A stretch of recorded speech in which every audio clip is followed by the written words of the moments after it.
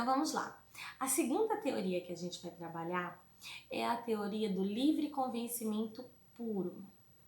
Isso porque ela entende que, independente do que foi apresentado naquele processo, o juiz vai poder decidir sem levar em conta essas provas. Claro que essa também não é uma teoria acolhida no Brasil. Isso porque, gente, a gente tem o juiz ele é intrinsecamente ligado a tudo que foi dito no processo. Durante uma decisão judicial, a gente tem uma exigência de que a decisão judicial ela seja fundamentada. O que isso quer dizer? Quer dizer que o juiz ele deve explicar o porquê ele decidiu daquela forma, com base em quais argumentos ou com base em quais documentos, o que foi que dentro daquele processo ocorreu para que ele chegasse nessa conclusão. Então, isso é extremamente importante dentro de um processo, para que ele não decida a revelia. A teoria do consentimento puro, ela é extremamente rebatida por isso, porque ela dá uma margem para o juiz para fazer o entendimento dele, com base nas experiências dele, ainda que as provas digam o contrário. Observe que na teoria do consentimento puro, do convencimento puro, ela ignora as provas. Ainda que existam provas que digam que o juiz não deva julgar dessa forma, ele pode julgar ou ele vai julgar. Então, essa teoria, ela é perigosa, porque se você pode simplesmente afastar as provas e julgar da forma como você entendeu correta, então você tem uma margem de erro muito grande. Você aceita que talvez essas informações possam ser consideradas no aspecto pessoal, no aspecto de vivência do próprio juiz. Por exemplo, nessa teoria do livre convencimento puro, você concorda comigo que se for uma ação de despejo, eu lá tenho meu imóvel e o meu inquilino não está pagando. E aí eu entro com uma ação de despejo para que o meu inquilino saia da casa e devolva o meu imóvel para mim, porque ele está me gerando um prejuízo. Ele nem me paga, nem sai do meu imóvel. Vamos dizer que esse juiz, ele já teve problema com casa. Quando ele era mais novo, ele teve problema, a mãe dele ou o pai dele não conseguiu pagar o aluguel, ele passou por um perrengue danado e ele também sofreu uma ação de despejo. Lá antigamente, ele foi despejado. Concorda comigo que pelo juiz já ter estado nessa posição, provavelmente ele vai ser um pouco mais tendencioso para o meu inquilino? E que se eu permitir a análise pelo livre convencimento puro, eu vou permitir que ele ignore os boletos em atraso e condene apenas o inquilino a fazer o pagamento dos aluguéis, mas não condene ele em ser despejado. Ele diga que, por exemplo, ainda que tenha várias provas lá dizendo que cobrou ele, na verdade não cobrou efetivamente, ou que o direito de moradia é superior, então que ele não pode ser despejado. A teoria do livre convencimento, ela permite isso. Ela permite que, ainda que você tenha várias provas mostrando uma realidade diferente, que na verdade o juiz pode ignorar essas provas e julgar da forma como ele entende mais correta. Então isso é extremamente perigoso. A única forma, veja, o direito adora uma exceção, né?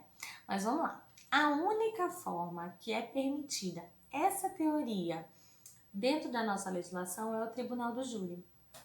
Vamos lembrar que o tribunal de júri ele é utilizado para crimes contra a vida que são crimes de grande importância dentro do nosso âmbito jurídico, né? Então, o que acontece? Dentro do tribunal de júri, o que acontece? Os jurados, aqueles que efetivamente definem a culpabilidade, se o réu é culpado ou não, são pessoas da população. E essas pessoas da população, elas vão analisar esses casos, vão analisar o que foi apresentado e decidir se elas entendem que o réu é culpado ou que o réu é inocente. E vejam que nessa análise elas vão poder decidir de acordo com o convencimento delas. Elas não vão precisar explicar isso de acordo com as provas. Elas não vão poder dizer, o júri entende que o réu é culpado com base nas provas, lá, lá, lá, lá. Não. Eles só vão dizer se o réu é culpado ou não com base no que eles foram convencidos. Com base, às vezes, nem nas provas, mas nos argumentos. Um exemplo massa que a gente tem sobre isso é o do casal Nardoni. Observe, o casal Nardoni, ele foi condenado primeiro pelo clamor social, né? Então, quando começou toda aquela situação, toda aquela divulgação na mídia, eles já estavam condenados. Por que a gente diz isso? Quando há um caso desse tipo de gravidade, que a gente tem uma violência muito rechaçada pela sociedade e que isso é divulgado amplamente, porque a gente sabe que muitos desses crimes não são divulgados amplamente, a sociedade exige uma resposta, já que o Estado é a pessoa a poder dar essa resposta. E se há essa exigência social e se o Estado não faz nada, você gera uma sensação de impunidade e você quebra um princípio tão forte para a gente da segurança jurídica. Então, o que isso faz? Isso faz com que todas as partes envolvidas nesse processo movam céu e terras para que esse processo seja solucionado. Ele não vai ser um processo tão fácil de ser esquecido. Gente, estamos falando da realidade de todos os casos? Não. Mas o que eu estou dizendo a vocês é que quando casos com uma reprovação social muito forte entram na mídia, é natural que haja uma exigência da sociedade muito maior de que essa solução seja feita. E existe uma probabilidade de condenação muito alta para esses réus. Então, existe uma condenação inicial já quando há essa intervenção da sociedade por conta da mídia. Mas vamos lá. Então, no caso Nardoni, por exemplo, todo o julgamento deles foi feito em cima de provas substanciais, de provas que davam a entender ou que tinham alguma probabilidade de ser ou algo nesse sentido. Mas não existiu nenhuma prova que dissesse foi eles.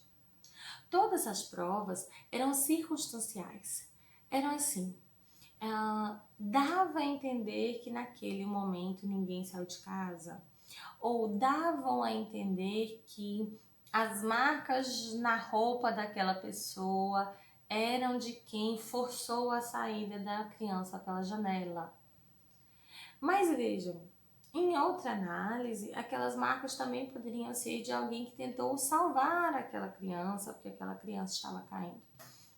Então, vejam, eu não estou aqui dizendo se o casal Nardoni é culpado ou não. Eles já tiveram um julgamento deles e eles pagam pelo que eles fizeram de acordo com o que a justiça analisou. O que eu estou dizendo a vocês é que é um julgamento todo efetuado com base de provas circunstanciais. Não são provas efetivas, não foram provas que necessariamente disseram foi, sem sombra de dúvidas. Não tem uma foto ou uma filmagem de tudo o que aconteceu onde você não tem o que discutir. Existe uma possibilidade de discussão nesse processo. Porém, as pessoas, dentro daquele júri, diante dos argumentos tragos e das provas tragas, foram convencidos de que eles eram culpados. Então, veja, a análise ali, ela partiu do que eles foram convencidos, de como eles acreditaram que aquilo aconteceu. Então, por isso que a gente fala do livre convencimento puro. É claro que para chegar nessa condição, provavelmente eles ignoraram ou eles descartaram algumas provas que foram feitas em defesa. E ainda, para chegar nesse convencimento, eles não têm que explicar quais provas que disseram para eles que para eles o mais certo era dessa forma. Mas sim, eles apenas disseram se entendiam que era culpado ou se não entendiam que era culpado. Entenderam? Então, o único local que é admitido a teoria do livre convencimento puro vai ser no tribunal do júri, pela própria essência, porque ali quem vai fazer o julgamento são pessoas que não são juristas, mas sim pessoas da sociedade que vão analisar e possuem crimes especiais. Ok? Vamos lá. A última teoria, que vocês já sabem que é a que aplica no direito, porque se nós temos 3 e as outras 2 não aplicam, é essa que se aplica, né? Mas vamos lá. A última teoria, que é a que se aplica na legislação brasileira, é a teoria do convencimento motivado, ou então da persuasão racional. Só pela palavrinha convencimento motivado, você já pode ver que existe uma relação aí da segunda com a terceira. Então vejam, nessa terceira, o que vai se admitir? Que o juiz realmente ele tem que ser convencido. Realmente as provas têm que convencer ele da posição dele. Mas o convencimento dele deve ser fundamentado, deve ser justificado nas provas que foram produzidas dentro do processo. É por isso que a gente fala do motivado. É por isso que as nossas decisões precisam ser fundamentadas. É porque o juiz ele não pode decidir pelo que aconteceu ou pelo que passa na cabeça dele. Mas ele deve decidir, ele deve ser convencido por aquilo que está no processo e ele deve informar o que dentro daquele processo convenceu ele.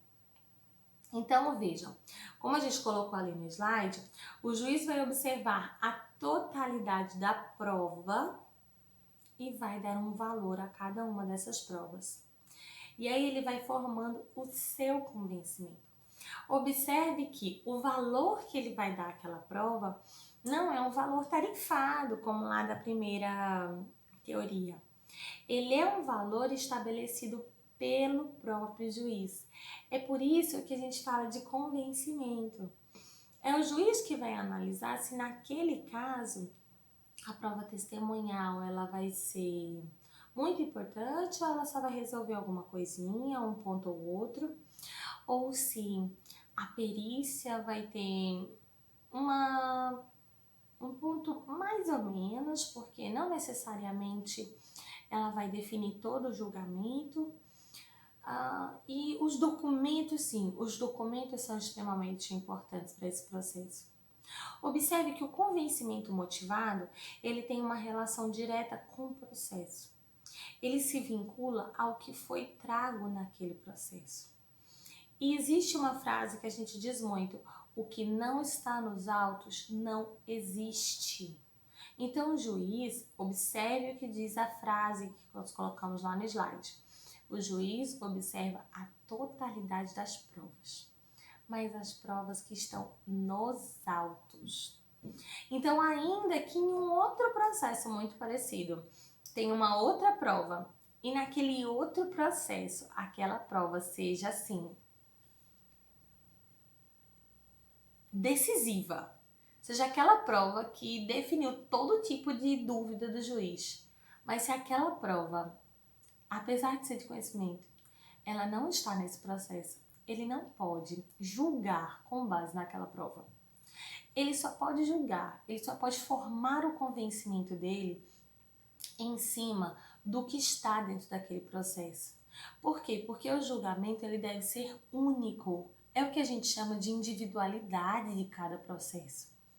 Se eu aceitasse que a partir do momento que o juiz definisse um convencimento para um tipo de causa, ele pudesse ser aplicado a todos os processos, eu admitiria uma verdadeira injustiça. Por quê? Porque cada situação é única. Então, o juiz precisa analisar o que aconteceu naquele processo, quais foram as provas que foram tragas naquele processo, fazer uma análise de todas elas e só depois estabelecer o seu convencimento valorando cada uma dessas provas.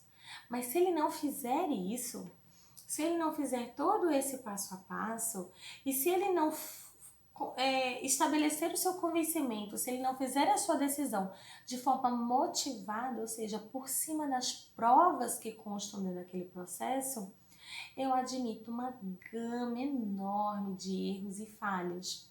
Então, é muito importante que ele siga essas regras. Ele deve argumentar a posição dele. Ele deve deixar pública essa motivação. Ou seja, lá na sentença, lembra quando a gente fez o nosso trabalho da primeira unidade? Lá na sentença, ele tem que olhar o que aconteceu no breve relato dos fatos, ele deve falar sobre os fundamentos e é aqui nos fundamentos onde a gente tem a motivação. É aqui onde ele vai dizer, conforme na defesa, foi dito isso, isso e isso. Porém, na inicial, nós ouvimos isso, isso e isso. E, com base nos documentos, se verifica que tal e tal e tal e tal documento comprovam a alegação do autor. Ao mesmo tempo, as testemunhas ouvidas na audiência XXX disseram isso, isso e isso, rebatendo os documentos do autor e comprovando a tese do réu. Para sanear essas questões, foi feita a perícia judicial. E nessa perícia judicial foi analisado que, conforme laudo pericial de folhas tais e tais, se analisou que quem estava realmente com a razão era o réu. Então, por isso, eu determino que o pedido do autor seja improcedente, ou seja, ele faz uma análise de todas as provas que foram produzidas naquele processo. E depois de ele fazer uma análise de todas as provas que foram produzidas naquele processo, ele define o convencimento dele. Então, observe que o convencimento ele é motivado, ele não surge só pelas convicções próprias do juiz, ele vai ser construído dentro do processo. Ainda que ele pense diferente na vida dele, ele vai ser convencido dentro daquele processo judicial. Então, por isso que é tão importante que essa teoria seja aplicada de forma plena. Se você tem uma decisão e se essa decisão ela é finalizada sem uma análise completa das provas ou onde o juiz deixou de analisar uma prova ou outra, você pode, inclusive, apresentar recurso nesse sentido, dizendo que o juiz sequer analisou uma prova que foi apresentada. Então, que esse caso deve voltar e anular essa decisão do juiz para que ele faça uma análise completa. Não que o juiz tenha a obrigação de detalhar na sentença dele todas as provas existentes do processo, mas ele precisa justificar as provas que ele utilizou e as provas que ele não vai utilizar. Então, nós temos o livre convencimento do juiz, mas esse livre convencimento do juiz, ele deve ter uma paridade de armas no processo. Ele deve demonstrar que ele analisou com cuidado tudo que estava dentro daquele processo, ok? A gente volta no próximo bloco para continuar falando sobre esse assunto.